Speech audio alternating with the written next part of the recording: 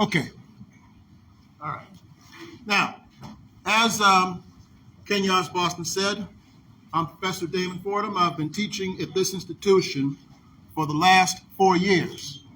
And I've been teaching altogether for the last 25 years. So I started before just about anybody here was born, as a matter of fact. But I'm also the author of 4 books. I've lectured around the country. I just came back from Gambia and Senegal, West Africa, over the summer, among many other things. And I'm going to deal with a little bit of that tonight. But I was asked to come here to clarify one of the most controversial issues of our time. And that is this whole thing about what is, or should I say, what isn't critical race theory, okay? Now, critical race theory is technically defined as this: an intellectual and social movement, loosely organized framework of legal analysis based on the premise that race is not a neutral, biologically grounded feature of physically distinct subgroups of human beings, but a socially constructed, culturally invented category that is used to oppress and exploit people of color. Critical race theorists hold that racism is inherent in the law and legal systems in the United States, insofar as they function to create and maintain social, economic, and political inequalities between whites and non-whites, especially African Americans. All right. Now, I know that after I said all of that, most of y'all got a headache, right? That sounded like gibberish to the average person, doesn't it? Doesn't it? So let me just break that down even further to you. What critical race theory really means, simply means, in plain layman's terms, is this. It means the use of the study of the law to understand how racism works in its legal system. That's what it means. But you know how it is. Some people who, when they get deep into all this academic language and so forth, they get around that kind of thing for so long that they often forget how to explain things to the average Jane and the average Joe, which is what I'm all about. Now, what does this have to do with anything? Okay, what's happening right now is that a lot of people are abusing this concept, making it into what it isn't, for a very greedy and selfish purpose. So what do I mean by that? Well, if you listen to a lot of the politicians today, especially the politicians on the political right wing, they will have the public believing that critical race theory means that they're teaching young people to hate America, to hate white people, they're training the kids to be gay and all this other kind of stuff. And it isn't that at all. I just explained to you what it really means. But wait, if it doesn't mean those things, why are they telling the public this? Very recently, I spoke, as I sometimes do, to an all-white audience. And when I was finished speaking, that was the main thing they wanted to ask me about. Critical race theory, critical race. I'm like, no, see, first of all, y'all being told the wrong things. They are doing this for a very simple reason. You see, right now, as we speak, there's a controversy involving Kanye West, right? Y'all know what I'm talking about? Yeah. Okay, now, what is the controversy with Kanye West? Because of this picture he took, right? What does the picture say? Very good. Now, think about this, ladies and gentlemen. He usually drops this stuff before each album so that he can get what? Attention. And how does he get attention? By playing on people's emotions. He knows things like that gets people's emotions. They get people talking. So guess what? When his album comes out, what happens? That's how it works, you see. So the politicians who are going around saying that critical race theory are all these things that are most offensive to their base audience, mainstream white America, that gets their blood pumped up. They say, oh no, we can't have that. And these politicians will say, well, you know, if I get in office, I'm going to stop that. And they vote for him and they stay in power. Okay? The oldest trick in the book: find out what they want to hear and tell it to them so they can stay in power and get rich. Now, even though it is not that, that has a detrimental effect on the teaching of African American history. Why? Because the teaching of African American history itself is not critical race theory. That's the teaching of African American history, or should I say, the teaching of American history, period. But they make it into that, and people who don't know better ban the teaching of these type of things in our schools. They ban books that deal with these type of things from the libraries. And who loses? Not only me, not only you, but America in general. Why? Because if you don't know how we got into this situation in the first place, you will never know how to get out of the situation in the first place. And that's a key thing. Now, having said all of that, the absence of the teaching of African American history in the schools not only opens things up to false propaganda, it opens things up to things that deceive not only white people, but as well as African Americans. As I speak on Facebook and YouTube and various other social media networks, you have people spreading false history for their public gain, black as well as white, I might add. Right before I went off to Senegal and Gambia, West Africa in May, I was at the Citadel Mall enjoying a hoagie sandwich, and I came across this young man, and I told him, hey, you know, I'm going to the motherland. I'm going to ground zero for the African American. I'm going to Senegal. I'm going to the slave port at Gorée Island. He goes, nah, bro, that's not ground zero. And I'm like, excuse me? And he said, yeah, you see, we're something called foundational Americans or some mess like that, saying that we were here before the Native Americans and all here in America before the Native Americans. We're not from Africa. I'm like, dude, are you serious? He was serious. Why? Because he did not have the type of people at home to teach him any better. He did not get the education in school to teach him any better. And so he had no choice but to go to Facebook and YouTube and all these other things to get his history. And I submit to you folks, that is not the best place for you to get your history. If you get your information entirely from social media and YouTube and things like that, you're going to be like Ray Charles asking Stevie Wonder how to get down the street. And you know what would happen if Stevie Wonder went to Ray Charles and asked him how to get down the street, right? What would happen? You'd get messed up, right? And that's how it is. Because anybody can post anything on Facebook, okay? There's another one out there who's popular among young people right now going around saying that Harriet Tubman and Nat Turner were fictional characters. And people listen to these folks. Why? Because they don't know where to turn for the right information. Now, every now and then you have trained historians who put stuff out there who could be relied on for good information, but you got to kind of know who they are. But you have to be able to learn how to separate the good stuff from the junk when it comes to this type of thing on social media. You have to understand how to use primary sources.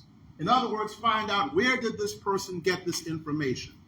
And in learning how to do that kind of serious critical thinking, that's how you're going to be able to separate the nonsense from the sense. But wait, so if Facebook and social media are not always the best places to go for this type of information, where are the best places to go for this information? I can say it in one word: the library. Look up, if you just go to any library, ask them for good, legitimate books on African American history, reputable documentaries by people like a man who I'm proud to say is my friend and mentor, Dr. Henry Louis Gates, and other folks like that. Certified professional historians who know what they're talking about, who can back up what they say, okay? That is the best place to go for information. The libraries, bookstores, and places like that. And people like, you go to the library, you get people like Dr. Carter G. Woodson, the founder of African American History Month.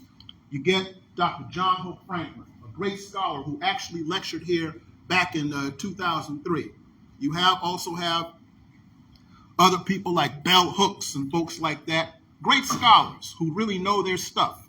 And incidentally, a couple of my books from the library too, I might add. So what does this have to do with you at the Citadel? Quite a bit. Because let me drop this on you. Anybody know why this place is here in the first place? Okay, a couple of you do, right? And for those of you who don't, I'm going to tell you. Denmark-Vesey slave rebellion of 1822. Denmark-Vesey slave owner needed somebody to do the paperwork on the plantation. So he taught Denmark how to read. Boy, did he live to regret that. Because Denmark read things that he wasn't supposed to read. He read Exodus 21:16 that said, "He that stealeth a man and selleth him shall be put to death." And Revelation 13:10 that said, "He that leadeth into captivity shall be led into captivity." Things you don't usually hear in church. Gee, I wonder why. And he also read about the Haitian Revolution, where the great black leaders Toussaint L'Ouverture and Jean-Jacques Dessalines overthrew the rule of Napoleon Bonaparte in the early 1800s to make Haiti the first free black nation in the Western Hemisphere. So he tried to start a slave rebellion, but one of his men told a traitor, and the traitor told the slave owner, and the slave owner told the militia, and Vesey and 34 of his followers were executed in 1822. So the city of Charleston decided to put out a fort that was designed to stop slave rebellions in the future. That fort was initially on Marion Square, but in 1922, it moved right here. So that's how the Citadel got started, the Denmark-Vesey slave rebellion. And Kenyans can tell you this. Almost every time I have told that story in front of a class of cadets, I'd be lucky if one or two knew. But it's important that you know that, because that's the reason why you're here. And now a lot of people also don't know this. The public school system, how did that get started around here? Any of y'all ever heard of a thing called Reconstruction? During Reconstruction, when after the South lost the war, don't let anybody fool you, the South lost the war, contrary to popular belief among some people around here, the federal government tried to rectify that by passing laws that made African Americans citizens and voters. So they had a convention over on Meeting Street from January to April of 1868.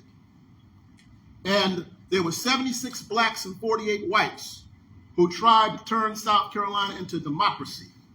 And one of them was Robert Smalls, a black man who in 1862 sneaked himself and his family aboard a Confederate ship called the Planter and stole the boat out of Charleston Harbor and sailed it into Union waters and get their freedom. Well, by 1868, he was a representative.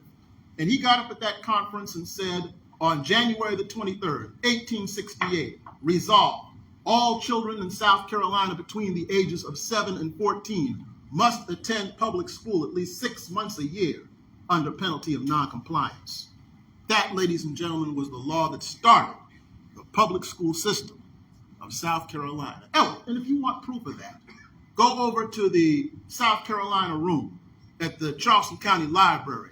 Look up the minutes of the 1868 Constitutional Convention for what happened on January 23rd, 1868. And those are the facts.